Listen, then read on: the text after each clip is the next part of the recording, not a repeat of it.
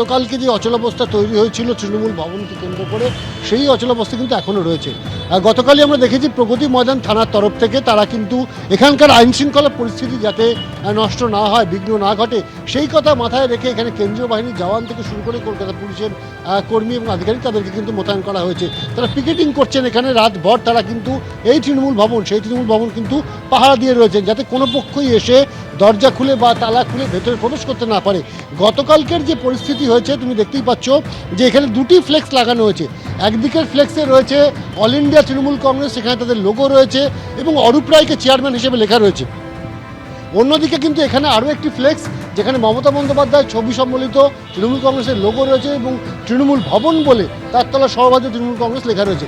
ফলত এই দুদিকে দুটো ব্যানার থেকে কিন্তু পরিষ্কার হয়ে যাচ্ছে যে দুটো পন্থী তৃণমূলের টানাপোড়েনে এই মুহূর্তে তালাবন্ধ তৃণমূল কংগ্রেস, তৃণমূল ভবন। এবং এই মুহূর্তে ভেতরের ছবিটা একবার দেখাবো। ভেতরে কিন্তু আমরা দেখতে পাচ্ছি যে একেবারে আলো জ্বলছে, দরজা খোলা, এবং সেখানে খবরের কাগজ পড়ে রয়েছে আজকে সকালের। চেয়ারের উপর এখানে একটি হেলমেট রয়েছে। অর্থাৎ গতকালকে যখন বিকালবেলায় বা সন্ধ্যেবেলায় যখন ঋতব্রত বন্দ্যোপাধ্যায়, সন্দীপন সাহা, জাভেদ খান, ফিয়াদ হাকিমরা আসেন, তখন যে অবস্থায় তৃণমূল কংগ্রেস ভবন ছিল ঠিক একই অবস্থায় কিন্তু এখনো পর্যন্ত রয়ে গিয়েছে। কর্মীরা বেরিয়ে গিয়েছেন এবং শুধুমাত্র তালা লাগিয়ে দিয়ে গিয়েছেন ঋতব্রত বন্দ্যোপাধ্যায় পন্থীরা। যখন এই খবর সম্প্রচারিত হচ্ছে, যখন চন্দ্রিমা ভট্টাচার্য ভেতর থেকে আগেই বেরিয়ে চলে যাচ্ছেন এবং এই ঋতব্রত বন্দ্যোপাধ্যায় পন্থীরা ভেতরে মিটিং করছেন, সেই খবর সম্প্রচারিত হওয়ার পর কুণাল ঘোষ, বৈষ্ণব চট্টোপাধ্যায় আসলেন এবং তারাও এখানে আরও একটি তালা লাগিয়ে দিলেন। ঋতব্রত তৃণমূলের সদস্যরা তারা যখন আসেন, বৈঠক করেন এবং তারপর তালা লাগিয়ে বেরিয়ে যান, তারপর আসেন এই কালীঘাট তৃণমূলের সদস্যরা। গতকাল এই তৃণমূল ভবনে তালা লাগানোর পর ঋতব্রত বন্দ্যোপাধ্যায় কি জানিয়েছিলেন শোনাব। আমাদের পার্টি অফিস আমরা এলাম, বাকিটা সব ক্রমশ প্রকাশ্য। কিন্তু আজকে দেখছি মমতা বন্দ্যোপাধ্যায়ের ছবি, যেহেতু আপনাদের পরামর্শদাতা, সেটা থাকাই স্বাভাবিক। উনি তো আমাদের প্রধান পরামর্শদাতা, আমরা সবসময় বলেছি। মিটিং হয়েছিল, সেই মিটিংয়ে তো আমরা এখানে মমতা বন্দ্যোপাধ্যায়েরই তো শিক্ষা, মনীষীদের সম্মান জানাতে হবে। আমরা জাতির জনক, সংবিধানের প্রণেতা, হাজার বছরের শ্রেষ্ঠ বাঙালি বিদ্রোহী কবি, এই শিক্ষা তো তাদের সম্মান জানিয়েছে মমতা। অর্থাৎ গত কয়েকদিন ধরে বিভিন্ন বিষয় নিয়ে এই দুই তৃণমূলের শিবির, কালীঘাট তৃণমূল এবং ঋতব্রত তৃণমূলের যে তরজা, তা গতকাল একেবারে চরমে পৌঁছলো তৃণমূল ভবন নিয়ে। ঋতব্রত বন্দ্যোপাধ্যায় বিরোধী দলনেতা, তার বক্তব্য তো আপনারা শুনলেন। অন্যদিকে কালীঘাট তৃণমূলের সদস্য, বেলেঘাটা তৃণমূল বিধায়ক কুণাল ঘোষ এই বিষয়ে কি বলছেন দেখুন। এসেছিলেন তারাও আমরা যা নাম পেয়েছি তৃণমূল কংগ্রেস, অর্থাৎ যারা তৃণমূল কংগ্রেসের প্রতীকে জেতা, মমতা বন্দ্যোপাধ্যায়ের প্রতীকে জেতা কয়েকজন এসে তারা পার্টি অফিসে, তারা যদি তৃণমূল কংগ্রেস মনে করেন, মমতা বন্দ্যোপাধ্যায়ের সৈনিক মনে করেন, তারা আসতেই পারেন।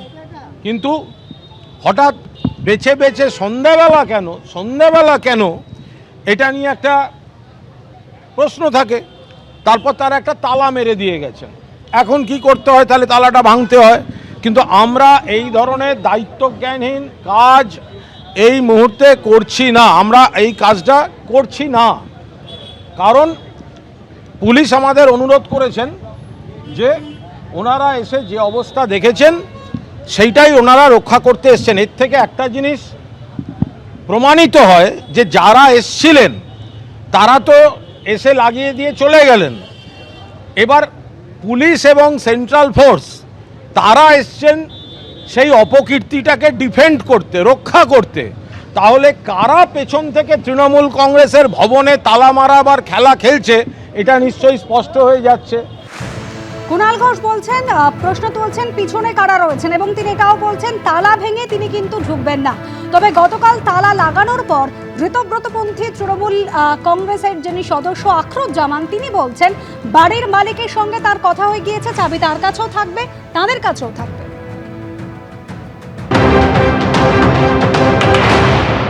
যারা আমাদের লিডারশিপ অরূপ রায়কে চেয়ারম্যান মেনে যারা আমাদের সঙ্গে দল করবেন, সর্বদা তৃণমূল প্রকৃত আমরা সকলকে স্বাগত। অবশ্যই আমরা দুঃখিত যে এই অফিসটা তারা কন্টিনিউ করতে পারছিল না, এটা আমাদের আবেগ, আমাদের দলীয় কার্যালয়। আমরা মালিকের সঙ্গে কথা বলে এই অফিসটা যাতে আমরা বসতে পারি, কর্মীদের আবেগ জড়িয়ে আছে, আমরা দীর্ঘদিন এই অফিসে বসেছি, সেই ব্যবস্থা করব। জেলার চাবি কার কাছে থাকবে?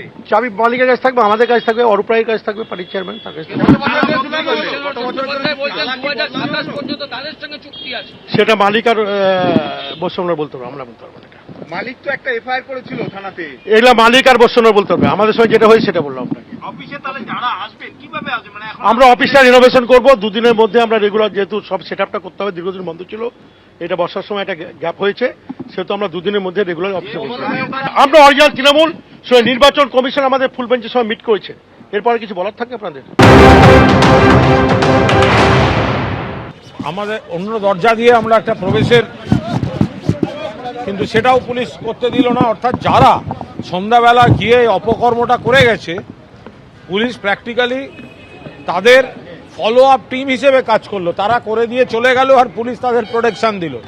এই রাজ্য সরকারেরই বি টিম, বিজেপির বি টিম, তারা সন্ধ্যাবেলা চুপি চুপি গিয়ে ওই এমএলএরা নিজেদের কেন্দ্রে যায় না, আক্রান্ত কর্মীদের পাশে দাঁড়াচ্ছে না, শুধু বিজেপি নেতাদের বাড়ি, হোটেল, কিভাবে তৃণমূলকে ডিস্টার্ব করা যায় সেই কাজগুলো আজকে সন্ধ্যাবেলা করে গেছেন।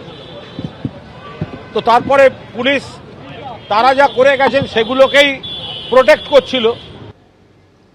অর্থাৎ দল প্রতীক তহবিলের পর এবার তৃণমূল ভবন নিয়েও কালীঘাট তৃণমূল এবং ঋতব্রত তৃণমূলের দ্বন্দ্ব একেবারে চরমে পৌঁছেছে।